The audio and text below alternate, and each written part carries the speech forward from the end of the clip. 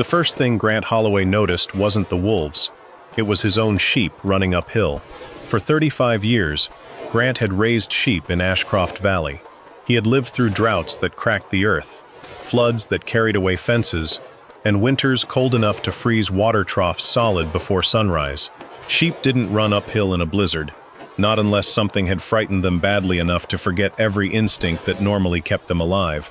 More than 100 ewes burst through knee-deep snow, smashing into one another as they scrambled toward a narrow ravine.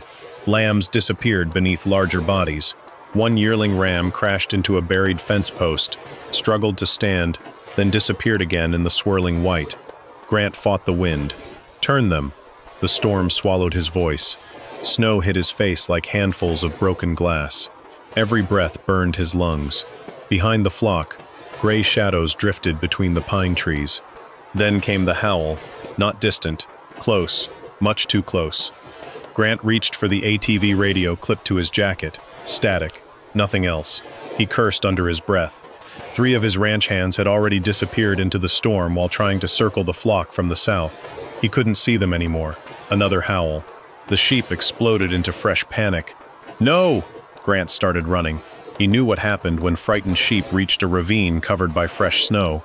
One wrong step, one hidden ledge, one animal falling. The entire flock would pile behind it. He had seen it once as a teenager.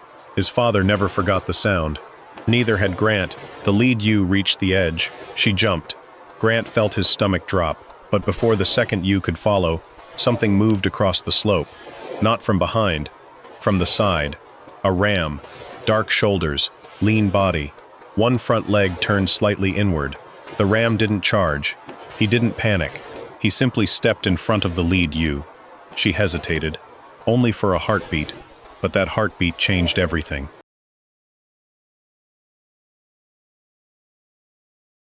The ewe lowered her head. The second ewe slowed. The third stopped completely. Within seconds, the pressure behind them eased just enough to prevent the deadly pileup. Grant stared. He had never seen anything like it. The ram turned without looking back.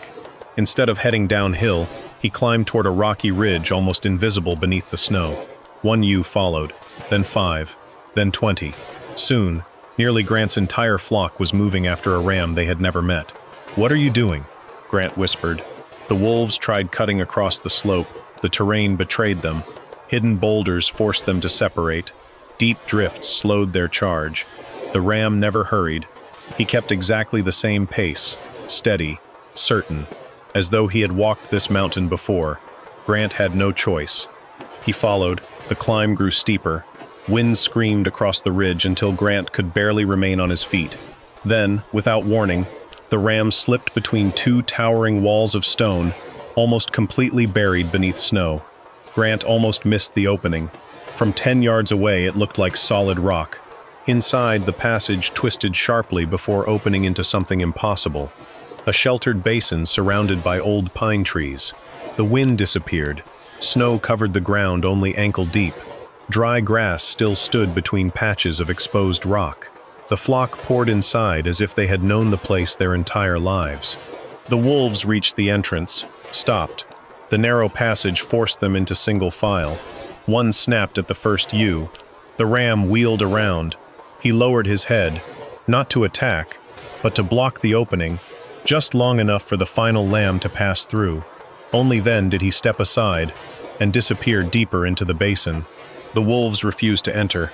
After several tense seconds, they melted back into the storm. Silence settled across the hidden valley. Grant leaned against a pine tree, struggling to catch his breath. His flock was alive, every single one. The strange ram stood on a small rise overlooking the basin, calm, watching, not proud, not frightened, simply making sure the last ewe had settled. Grant took one slow step closer. The ram turned. Recognition struck like another gust of icy wind. The narrow face, the crooked foreleg, the small brass tag hanging from a worn leather strap around his neck. Grant's eyes locked onto the faded number, 17. His knees weakened. He knew that tag. He had thrown it into the dirt himself, 3 winters earlier, in front of half the ranchers in Ashcroft County. He could still hear the laughter. He could still hear his own voice. When winter finishes what nature started, The memory hit harder than the cold. The ram watched him for another moment, then quietly returned to the flock. Grant closed his eyes. For the first time in many years, he wished he could take back a single sentence. 3 winters earlier, nobody expected the lamb to survive until sunrise. Not Dr. Collins, not the neighbors, not even Sarah Miller. The lamb weighed barely 6 pounds. His breathing sounded wet. His left ear folded against his head. His front legs buckled every time he tried to stand. Rain hammered the roof of the lambing barn, while Dr. Collins finished examining him. He removed his stethoscope slowly. Sarah already knew the answer before he spoke. The lungs are underdeveloped. She swallowed. Can they recover? They might. And if they don't? Collins looked toward the tiny lamb curled against the straw. He'll suffer. Sarah remained silent. I can end it now, Collins said gently. It'll be quick. She stared at the lamb. 6 months earlier, she had stood beside another bed, another doctor, another quiet voice. There's nothing more we can do. Daniel had squeezed her hand one last time before slipping away forever. Now another life waited for her decision. The lamb struggled to lift his head, failed, tried again. Sarah knelt beside him. He opened one eye, cloudy, exhausted, still fighting. She reached beneath him and lifted the tiny body into her arms. I'm taking him home, Collins sighed. Sarah, he gets one chance. He may only live until morning. Then he'll live until morning. Ben stood in the doorway, clutching his father's old wool coat. He couldn't stop looking at the lamb. Can he stay by the stove? Sarah nodded. If he wants to. Ben smiled for the first time in weeks. What should we call him? Sarah almost answered. Don't name him. She had learned the danger of loving things that disappeared, but then she looked down at Daniel's old lambing blanket wrapped around the tiny body. Her husband had always named every orphan animal before sunset. He used to say, if something's going to fight for its life, the least we can do is call it by its name. Sarah swallowed the lump in her throat. What do you think? Ben studied the lamb. He watched him struggle to breathe, watched him refuse to give up. Finally, he whispered, Atlas. Sarah smiled through tired eyes. Atlas carried the world. Ben nodded. Maybe this one only has to carry himself. Sarah kissed the top of the lamb's head. That's enough. That night, she never went to bed. She never went to bed. At midnight, the lamb stopped swallowing. At 1, his body went cold. Sarah wrapped another blanket around him and moved the apple crate closer to the stove. At 2, he stopped breathing. For 3 long seconds, nothing moved beneath the wool. Sarah pressed 2 fingers against his chest. Come on.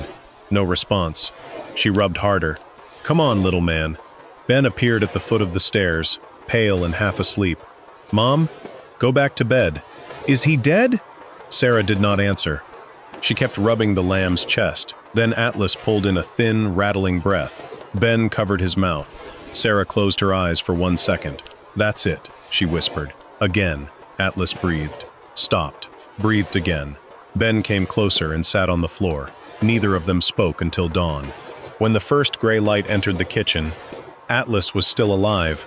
Ben reached into the crate and touched his nose. You made it. The next morning, he said it again, and the morning after that, it became a ritual. Every day before school, Ben knelt beside the apple crate and whispered the same 4 words. You made it. Some mornings, Atlas lifted his head. Other mornings, Sarah had to place her hand against his ribs before she knew. The first week, he survived. The second week, he learned to drink without choking. By the third, he could push himself onto all 4 legs. He never stood for long. His left front leg twisted slightly inward, and his knees trembled under his weight. Still, he stood. Dr. Collins returned on a cold morning near the end of March. He listened to Atlas's lungs, checked his gums, and watched him struggle across the kitchen floor. He's putting on weight. You sound surprised. I am. Sarah leaned against the counter. Is that allowed? Occasionally. Collins ran one hand along Atlas's spine. The leg may never straighten. Will it hurt him? Not if the joints stay sound. Then he can live with it. Collins looked toward the stove. You know, surviving isn't the same as thriving. Sarah folded her arms. I know. He may always be smaller. He may never breed. He may never be worth what you spend on him. She looked down at Atlas. Not everything has to earn the right to stay alive.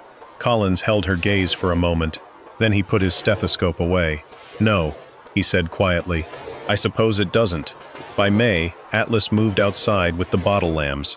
The others raced across the pasture. Atlas did not. He chose his steps carefully. When the lambs jumped the drainage ditch, he walked downstream until he found a shallow crossing. When they charged up the hill, he followed at his own pace. When they fought over grain, he waited until the pushing stopped. To most people, he looked slow.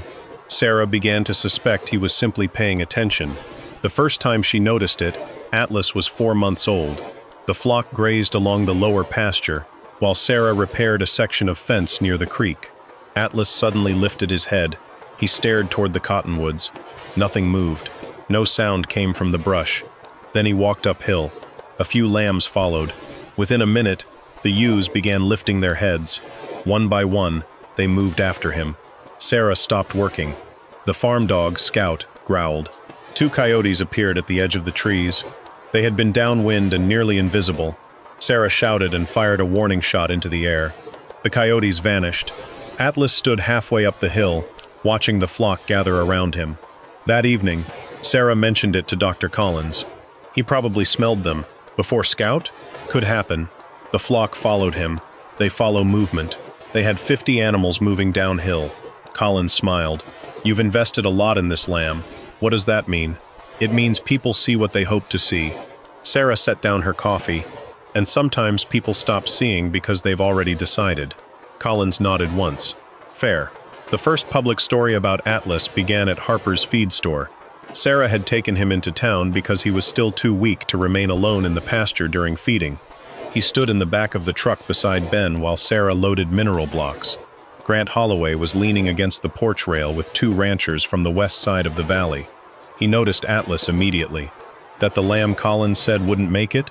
Sarah kept lifting sacks. That's him. Grant walked closer. Atlas stood with his front legs spread slightly for balance. He still looks unfinished. He's 4 months old. I've seen 4-month-old lambs twice his size. So have I. Grant glanced at Ben. You planning to keep him? Yes. For what? Sarah dropped a mineral block into the truck bed. We'll see. Grant laughed. That's not usually how livestock works. Sarah turned toward him. How does it work? You keep what improves the flock. You cut what doesn't. One of the ranchers looked away. Grant continued. You're running short on hay already. Daniel knew better than to carry dead weight. Sarah went still. Ben lowered his eyes. Grant realized too late what he had said, but pride reached his mouth before regret did. I'm just saying he understood the business. Sarah walked closer, until only the truck bed separated them. Don't use my husband to make yourself sound wise. Grant's face tightened. I'm trying to help you. No. You're trying to make me afraid enough to do what you would do. That farm has debt. I know. You've got a boy to raise. I know. And that animal won't save either one. Sarah shut the tailgate. Then you've got nothing to worry about. She climbed into the truck. As she pulled away, one of the ranchers looked at Grant. You could have left Daniel out of it. Grant watched the truck disappear.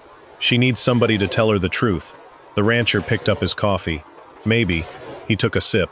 But not every truth needs a knife. Summer settled over Ashcroft Valley. The grass turned gold. The river narrowed. Atlas continued growing, though never quickly enough to impress anyone.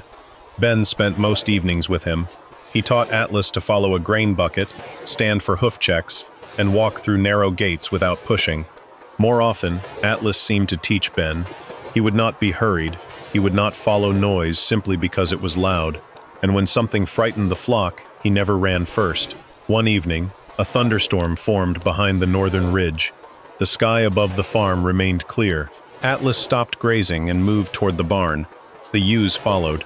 Sarah looked at the blue sky, then at the ram. She opened the barn gates.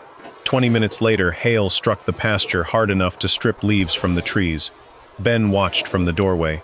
He knew. Sarah stared at Atlas. He noticed. What's the difference? One sounds like magic. And the other? It means we should pay attention. In August, the Ashcroft County Livestock Fair opened under a white tent beside the rodeo grounds. For local ranchers, the fair was not just entertainment. Breeding contracts were signed there. Buyers watched every class. A winning ram could raise the price of an entire bloodline. Grant brought Crown. Crown was everything Atlas was not. Broad-chested, heavy-boned, perfectly balanced. His wool had been trimmed until he looked carved from stone. People crowded around his pen. Grant accepted compliments with the satisfaction of a man whose judgment had been confirmed in public. Sarah arrived with Atlas shortly before the breeding evaluation. Conversation changed the moment he stepped from the trailer. "That's the house lamb. He's smaller than I thought." "Why would she enter him?" Ben heard every word. He took Atlas's lead rope. "We don't have to stay." Sarah checked the buckle on the halter. "Yes, we do." "Why?" "Because if we hide him, they'll think we agree with them." The evaluation ring filled quickly. Crown entered first. The judge measured his chest, inspected his feet, and ran one hand along his back. Excellent weight, strong frame, good depth. The crowd applauded. Grant gave a small nod. Then Sarah led Atlas into the ring. The difference between the two rams drew immediate laughter. Atlas stood nearly a head shorter. His left leg turned inward. His wool lay unevenly over narrow shoulders. The judge reached for the measuring stick. Grant stepped forward. "Mind if I save you the trouble?"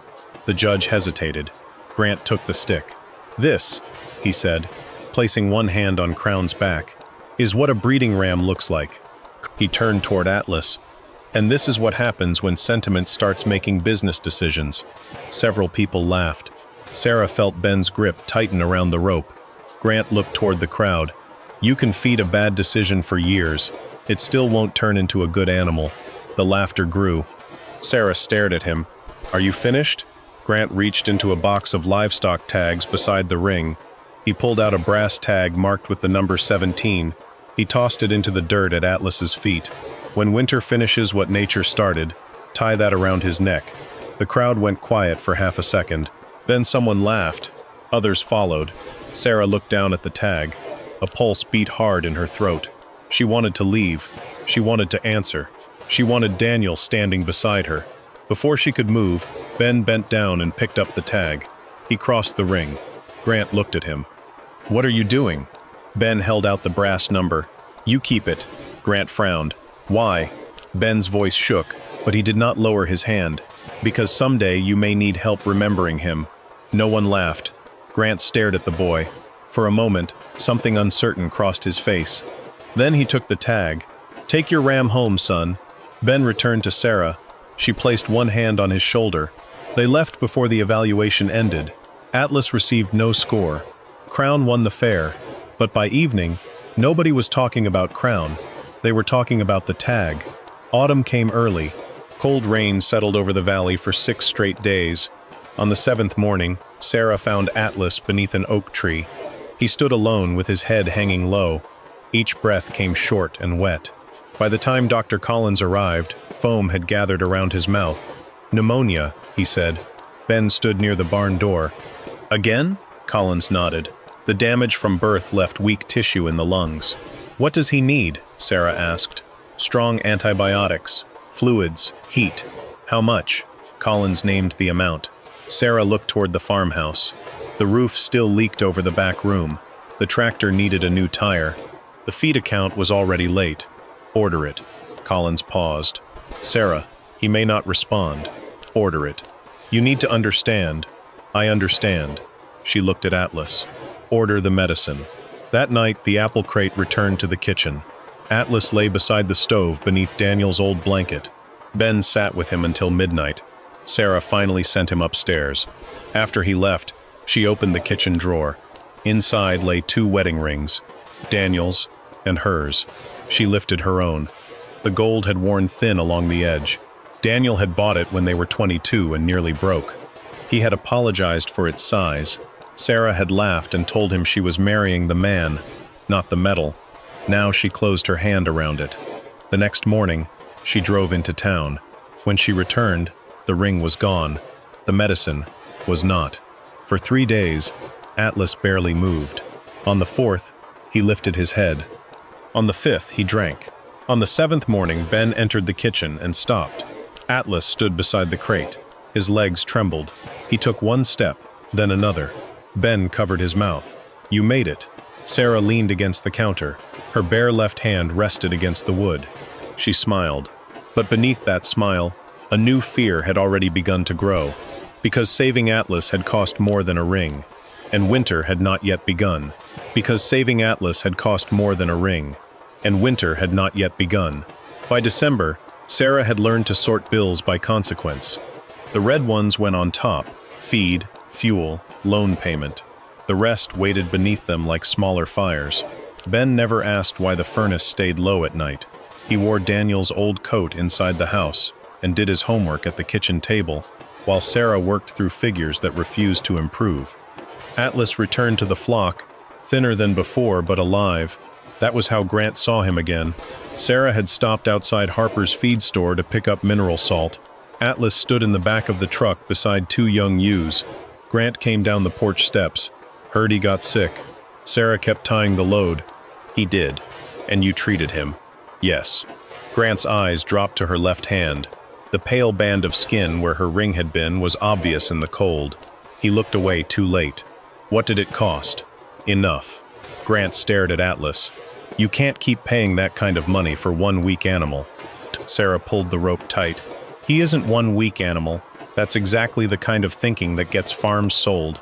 She turned toward him. And what kind of thinking gets people cruel? Grant's jaw hardened. Cruel would have been letting you believe this ends well. You don't know how it ends. I know numbers. So do I. Then you know Daniel's life insurance is almost gone. The words landed between them. Sarah stepped closer. You've been asking around. I've been trying to help. No. You've been trying to prove I can't do this without him. Grant's face changed. That's not what I said. It's what you keep meaning. She climbed into the truck. Grant stood beside the road as she pulled away. For once, he did not have a final word. A week later, Ben found the notebooks. He had gone into the equipment shed, looking for fencing staples, and discovered an old wooden chest beneath Thomas Miller's workbench. The leather straps had gone stiff with age. Inside were 6 field journals filled with Daniel's father's handwriting. Sarah carried them to the kitchen one by one. The notebooks contained weather records, breeding notes, hand-drawn pasture maps, and observations about animals most people would never have bothered writing down. Which ewes moved first before a storm? Which lambs survived difficult births? Where snow collected after a northeast wind? Which rams stayed close to the flock instead of competing at the feeder? Near the back of the 4th notebook, Sarah found a family tree. One branch was marked Ash Ridge Mountain Line. Atlas's mother appeared near the end. Sarah turned the page. The writing there was darker, as if Thomas had pressed harder with the pencil. They mature slowly. Most are judged too early. Some remain narrow through the 2nd year. The best begin to show themselves in the 3rd winter. Beneath it, underlined twice, was one sentence. Never judge the mountain line before the 3rd winter. Ben read it over her shoulder. That's Atlas. It might be. It is. Sarah studied the page. Your grandfather wrote this almost 30 years ago. So bloodlines change. Conditions change. People remember what they want to remember. Ben looked through the window. Atlas stood near the smallest lamb in the pasture. When the flock moved, he waited until the lamb caught up. Ben pointed. He's doing it again. Sarah watched. The lamb rejoined its mother. Atlas followed last. We keep watching, she said. That became the rule. No claims, no miracles, just watching. During the next spring, Atlas's shoulders widened. His chest deepened. His crooked leg remained crooked, but it carried him without pain. More importantly, the flock began to arrange itself around him. When the farm dog pushed too hard, Atlas moved between the dog and the lambs. When the ewes approached a narrow gate, he stood aside until the weakest passed. When a strange truck entered the pasture, he lifted his head before any other animal. Dr. Collins noticed it during a routine visit. He doesn't act like a dominant ram. No, Sarah said. He doesn't fight for position. No. Yet they follow him. Sarah leaned on the fence. Yes. Collins watched Atlas step away from the feeder to let an older ewe through. I don't have a veterinary term for that. Good judgment? That isn't measurable. Neither is bad judgment. Collins smiled. You've been waiting to use that line. For months. That summer, Sarah submitted Atlas's records to the Ashcroft County Breeding Association. Grant sat on the review committee. He opened the file and read in silence. Below target weight at 12 months. He was recovering from pneumonia, front leg deviation, minor, respiratory history, resolved. Grant closed the folder. The committee can't approve him. Sarah placed Thomas's notebook on the table. This line worked this valley for 60 years. Grant did not touch it. We use verified data. This is data. It's one man's notes. 40 years of them. Written by your father-in-law. Sarah leaned forward. Read it. Grant glanced at the notebook. If I approve this, every rancher with an undersized ram and a family story will expect the same treatment. This isn't a family story. It isn't proof. Then what counts? Grant hesitated. Results. Sarah gathered her papers. Careful. About what? Results have a way of embarrassing people who refuse to see them coming. She left the room. That night, after the other committee members had gone, Grant opened Thomas Miller's notebook. He read one page, then another. He stopped at the sentence about the third winter. For several minutes, he sat alone beneath the meeting room's fluorescent lights. Then he took out his phone and photographed the page. He told himself it was only so he could check the breeding records later. He did not tell anyone about the brass tag in his desk drawer. Atlas entered his second year during the driest summer Ashcroft Valley had seen in a decade. The river dropped. Creek beds cracked. Pasture grass turned gray before July. Grant moved his flock onto leased ground near the river and ordered feed early. Sarah could not afford either option. Thomas's notebooks described an upper pasture abandoned after Daniel's father died. The field was rocky, steep, and difficult to reach, but native grass with deep roots had survived worse droughts. Sarah repaired the old fence. Ben hauled posts. Atlas led the flock uphill the first morning the pasture opened. Grant stopped his truck beside the road and watched them climb. You'll spend more on fuel hauling water up there than that grass is worth. Sarah rested both arms on the fence. Maybe. That your answer to everything now? No. She looked at him. Sometimes I say you're wrong. Grant glanced toward Atlas. The ram stood on the ridge while the flock spread below him. You still planning to breed him? Yes. No one's paying for an unregistered ram. I'm not breeding him for everyone. What are you breeding him for? Sarah looked toward the flock. I'm still finding out. The upper pasture carried the sheep through August. Grant's leased field dried out 2 weeks earlier than expected. He had money to buy feed. Sarah had grass. For the first time, Grant stopped dismissing her choices as sentiment. He began calling them luck. That explanation lasted until Miguel Alvarez arrived. Miguel ran sheep in the next county, where steep ground and sudden weather punished heavy animals. He had heard the Ash Ridge name from his grandfather. My family bought 2 rams from Thomas Miller, he told Sarah. Said they looked wrong until they didn't. Ben smiled. What happened? One held the flock together during a range fire. The other found water after a dry well failed. Miguel spent nearly an hour with Atlas. He did not admire him from the fence. He opened a narrow sorting gate and moved a mixed group of ewes through. Atlas waited until the youngest lamb entered. Miguel changed the direction of the flock. Atlas adjusted without fighting the dog. Then Miguel released a strange ram into the neighboring pen. Atlas looked once and returned his attention to the ewes. Miguel nodded. He doesn't waste himself. Sarah said nothing. Miguel inspected Atlas's feet, teeth, shoulders, and chest. Finally, he removed his gloves. I'll take 6 breeding contracts. Sarah thought she had misheard him. He isn't registered. I'm buying the animal. The association may never approve him. That's their problem. Miguel reached into his coat. I'll place a deposit today. For the first time since Daniel died, Sarah saw a number large enough to change the direction of the farm. The deposit would clear the feed account. The completed contracts could cover the overdue loan. She signed the preliminary agreement at the kitchen table. Ben watched her put the check in an envelope. Does this mean we're okay? Sarah looked at the bills stacked near the stove. It means we can breathe. Word traveled through Ashcroft Valley before the ink dried. Grant heard about the agreement at Harper's feed store. One rancher slapped him on the shoulder. Looks like that bad decision found a buyer. Grant did not smile. That afternoon, he called Miguel. He told himself he was not interfering. He was protecting the industry. I heard you're buying contracts from the Miller Ram. That's right. He isn't registered. I know. He hasn't met standard. He meets mine. Grant looked through his office window at Crown grazing below the barn. You financing the purchase? Partly. Your lender know the sire is unapproved? Miguel went quiet. Grant continued.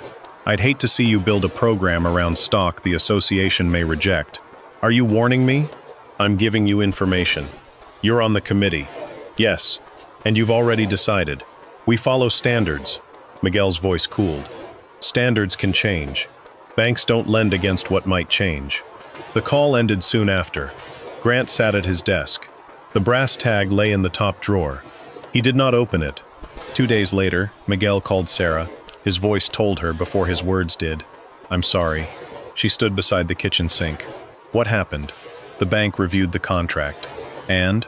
They won't finance breeding rights tied to an unregistered ram. You said you were buying the animal, not the paperwork. I was. Was? I can't cover all 6 without the loan. Sarah closed her eyes. How many can you take? None until the registry changes. Silence filled the line. Miguel spoke again. I still believe in him. Sarah looked through the window at Atlas. Belief doesn't pay the feed bill. No. Miguel exhaled. I'm sorry. After the call, Sarah remained beside the sink for several minutes. Then she went into town. She walked into Grant's office without knocking. He looked up from his desk. You called Miguel. Grant leaned back. I gave him information he should have had. He already knew Atlas wasn't registered. His lender didn't understand the risk. You made sure they did. I didn't cancel the contract. No. You just pushed until someone else did it for you. Grant's expression hardened. I protected him from a bad investment. You protected yourself from being wrong. That isn't fair. Sarah laughed once. Fair? She stepped closer to the desk. You stood in a ring and made a child defend an animal from grown men. You delayed every review, and now you've used your title to kill a private agreement. I followed procedure. No. Sarah's voice dropped. You hid behind it. Grant stood. You think I enjoy this? I don't care. You have no proof that Ram can improve a flock, and you have no proof he can't. The burden isn't on me.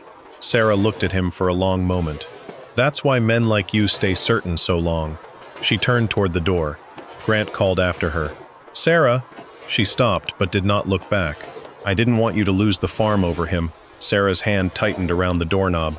You may have just made sure I do. That evening, the bills covered the kitchen table. Feed, medicine, fuel, property tax, loan notices. The bank had sent a final warning. Without Miguel's deposit, Sarah could not meet the next payment. Ben sat across from her. He had been quiet since dinner. Finally, he asked, Are we going to lose the farm? Sarah kept sorting papers. I don't know. It was the first time she had said those words to him. Ben looked toward the dark window. Atlas was somewhere beyond it with the flock. Are we going to sell him? Sarah's hands stopped. She had considered it that afternoon. Not Atlas alone. Half the flock, the tractor, the upper pasture, anything that might buy enough time. A registered buyer from the south had already asked what she would take for Atlas as slaughter stock. The offer was insulting. It was also money. Ben waited. Sarah opened Thomas's notebook. She did not know what she expected to find. Comfort, perhaps. Permission. Near the bottom of a weather page, beside a sketch of the northern ridge, Thomas had written a single line. Never sell what the mountain has not finished teaching. Sarah read it twice. Then she closed the book. No. Ben searched her face. No, we're not selling him? No. What if we lose the farm? Sarah looked around the kitchen Daniel had rebuilt with his own hands. The worn floor, the cracked cabinet, the apple crate still stored beside the stove. If we lose it, she said, we lose it without turning him into the reason. Ben nodded slowly. Outside, something struck the fence. They both looked toward the window. Atlas stood on the upper hill. The rest of the flock remained below. He faced north. The sky was clear. The weather service predicted a mild winter. Atlas did not come down. The next evening he returned to the ridge, and the evening after that, Sarah opened Thomas's notebook again. This time she searched every page connected to the upper pasture. Near the back, she found a map of 2 ridges north of the Miller farm. Between them, Thomas had marked a narrow passage. Beyond it, a circle. Winter pocket. Below the map were 3 lines. When the mountain line climbs before the first true storm, do not call them back. Move feet high. Follow. Sarah stared at the page. The next morning, she and Ben began hauling hay to the upper pasture. Neighbors slowed their trucks to watch. Grant stopped beside the fence. "You storing hay where the sheep can't reach it?" "They can reach it. The forecast says a mild winter." "The forecast said rain in June." "That was one bad model." Sarah lifted another bale. "You said one bad ram." Grant looked toward Atlas standing on the ridge. "You're following him now?" "I'm following evidence. He stares at mountains. He moved before the hail. That's instinct." Sarah wiped her forehead. "Funny how instinct only counts when it supports your argument." Grant looked toward the northern sky. Nothing moved there but ravens. "You're spending money you don't have." "Yes. And if there's no storm, then the hay stays dry." Grant shook his head. "One of us is going to look foolish." Sarah lifted the bale. "One of us already has." 3 days before Christmas, the temperature rose. Snow melted from the lower slopes. The river opened beneath thin sheets of ice. At Harper's feed store, Grant told anyone who asked that the winter warnings had been exaggerated. Sarah bought lamp oil, salt, and 2 spare batteries. Grant saw the supplies. Still preparing for disaster? No. She placed the batteries on the counter. Just darkness. He almost smiled. Then he noticed the bank notice folded inside her coat pocket. "You need help?" Sarah looked at him. "From you?" "I mean money." "No. Pride won't save the farm. Neither did yours." She paid and left. That night, the pressure dropped. Before dawn, rain struck the farmhouse roof. By sunrise, it had frozen to the trees. An hour later, snow began. The wind arrived from the north with enough force to tear shingles from the barn. The power failed before breakfast. Sarah opened the upper pasture. The flock moved toward the shelter. Atlas did not. He stood at the northern fence, staring into the white. "Atlas!" Ben shouted. A dead pine cracked under the wind and fell across the wire. The fence collapsed. Atlas stepped over it. Then he climbed toward the ridge. Sarah grabbed her coat. "Where are you going?" Ben asked. "To see what he sees." "You said we shouldn't call him back." "I'm not calling." She followed. Across the valley, Grant's flock was trapped on the western slope. The storm had arrived 6 hours before forecast. His ranch hands tried moving the sheep downhill, but ice sealed the main gate. By the time they cut the chain, the flock had already scattered. Wolves appeared near the tree line. Grant climbed onto the ATV. The engine started once, then died. He went on foot. Snow erased the road. Wind drove the sheep uphill toward a ravine hidden beneath fresh drifts. Grant shouted until his throat burned. The flock did not turn. Then the first howl came through the storm. Close. A dark shape crossed the slope. Grant saw the crooked leg, the narrow frame, the steady walk. Atlas. For one stunned second, Grant remained still. The ram stepped between the lead ewe and the ravine. She slowed. The others pressed behind her. Atlas turned toward the northern ridge. The flock began to follow. Grant's pride told him the ram was simply another frightened animal. Then a wolf broke from the trees. Grant followed Atlas. Sarah reached the upper ridge and found Grant's tracks crossing the snow. Beside them were the prints of more than 100 sheep. Atlas's hoof marks led north. Ben caught up behind her with Scout and a coil of rope. "You told me to stay at the barn. I changed my mind." Sarah looked at him. "You stay behind me." They followed the tracks into the white. By the time Atlas found the passage, Grant could barely feel his hands. The opening between the ridges was almost invisible. The ram slipped through. 1 ewe followed, then 20, then the entire flock. Grant stumbled after them. Inside, the wind vanished. A basin opened beneath old pines. Snow lay shallow across dry grass. Stone walls rose on 3 sides, breaking the storm. The winter pocket. Grant stared at the place Thomas Miller had drawn 30 years earlier. Atlas remained at the entrance until the final lamb crossed. The wolves stopped outside. The passage narrowed them into a single line. One moved forward. Atlas lowered his head. He did not charge. He held his ground. The wolf hesitated. Then Scout's barking exploded from the passage. Sarah appeared with Ben behind her. The wolves turned and disappeared into the snow. Grant looked from Sarah to Atlas. She was breathing hard. Her hair had frozen against her cheek. Grant swallowed. He brought them here. Sarah looked at the flock. He did. 2 lambs were missing. 3 ewes had injured legs. One of Grant's ranch hands had not returned. The rescue was not over. Grant moved toward the passage. I'm going back. Sarah caught his sleeve. You'll get lost. They're mine. So are the 100 behind you. Grant stared at her. No one had spoken to him that way in years. Sarah handed him a length of rope. We go together. They built a temporary windbreak from pine branches. Ben wrapped one weak lamb inside Daniel's old coat. Walter Evans and 2 neighbors reached the basin before dark after following Sarah's truck tracks to the upper pasture. They found the missing ranch hand near a collapsed fence. One of the lost lambs was pressed beneath a fallen tree. The other had followed Atlas's trail halfway to the passage, before becoming trapped in a drift. Both survived. Night settled over the basin. The storm roared above the stone walls. Grant sat beside a small lantern. Atlas stood near the ewes. Grant reached into his coat. The brass tag lay in his pocket. He had begun carrying it weeks earlier without admitting why. Number 17. He turned it over in his hand. Sarah saw it. You kept it. Grant closed his fingers around the brass. Yes. Why? He looked toward Atlas. I don't know. Sarah pulled the blanket tighter around Ben. Yes, you do. Grant said nothing. At dawn, the storm weakened. Atlas led the flock out through the passage. Grant walked behind him. For the first time in 35 years, Grant Holloway followed an animal he had once called worthless. The story spread before the roads fully opened. Reporters arrived. Ranchers called. People who had laughed at the fair now told one another they had always thought the ram looked unusual. Grant corrected none of them, but he did not apologize either. When a reporter asked whether Atlas had saved the flock, Grant said, "The ram found shelter." When someone called him a hero, Grant answered, "He followed instinct." When the breeding association scheduled a review, Grant did not attend. For 2 weeks, he avoided Sarah.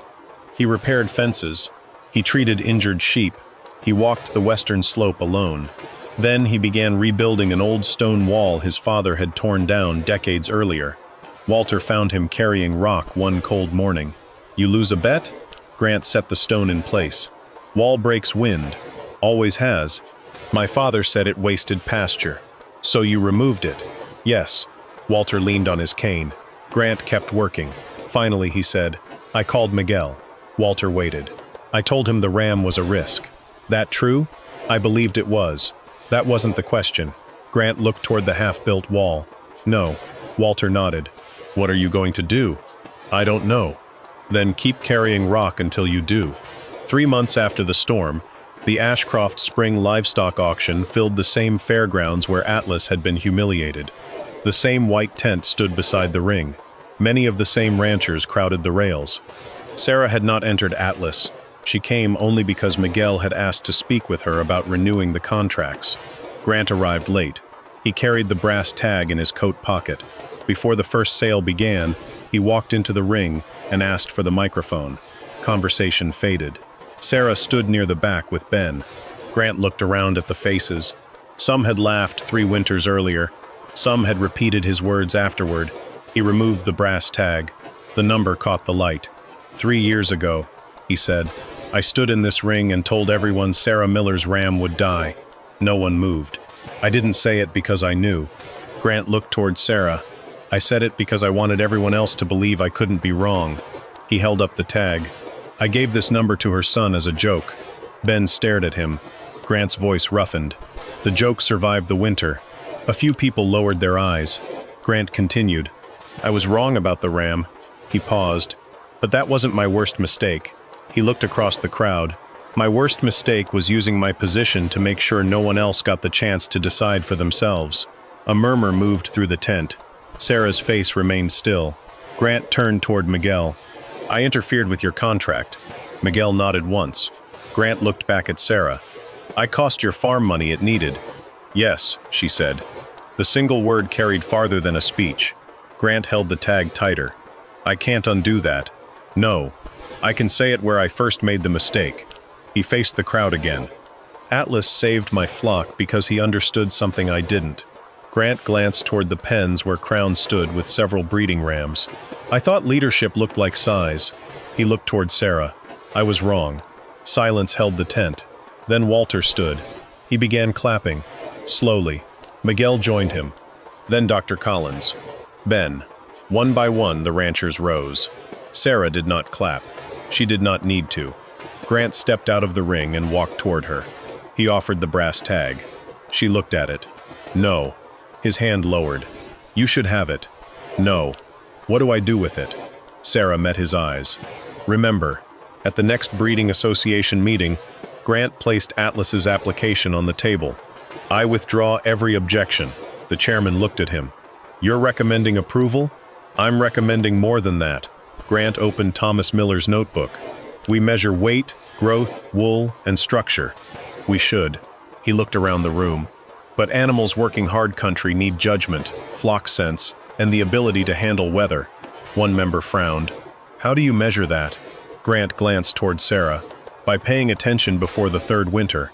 The application passed unanimously.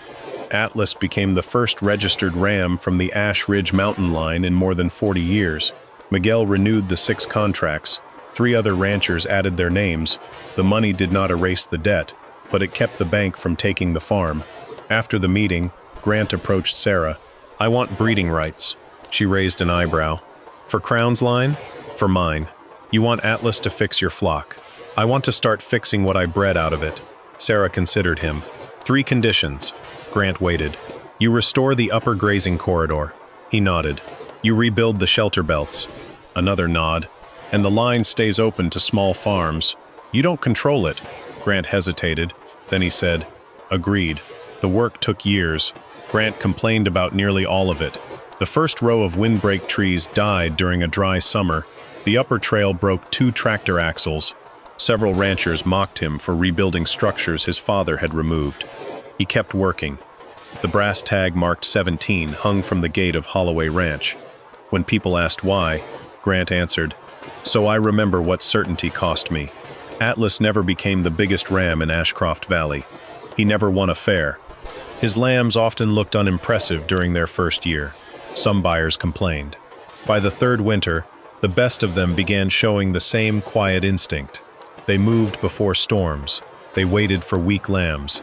They chose shelter before panic reached the flock. Ranchers who once culled them began waiting. Years later, Ben managed most of the Miller farm. Sarah still kept Thomas's notebooks in the kitchen, though the pages had become fragile. Atlas was gone by then. One autumn afternoon, Ben walked the upper ridge with his 8-year-old daughter. Below them, a group of lambs crossed the pasture. One small lamb trailed behind. Its front leg turned slightly inward. The girl pointed. That one looks weak. Ben nodded. It does. Are you going to sell it? He looked at her. What do you think? They watched. The crooked-legged lamb struggled across a patch of stone. Then it stopped. Another younger lamb had fallen even farther behind. The first lamb turned around. It waited. When the smaller one caught up, they walked together toward the flock. Ben's daughter smiled. I think we should keep watching. Ben looked toward the old gate.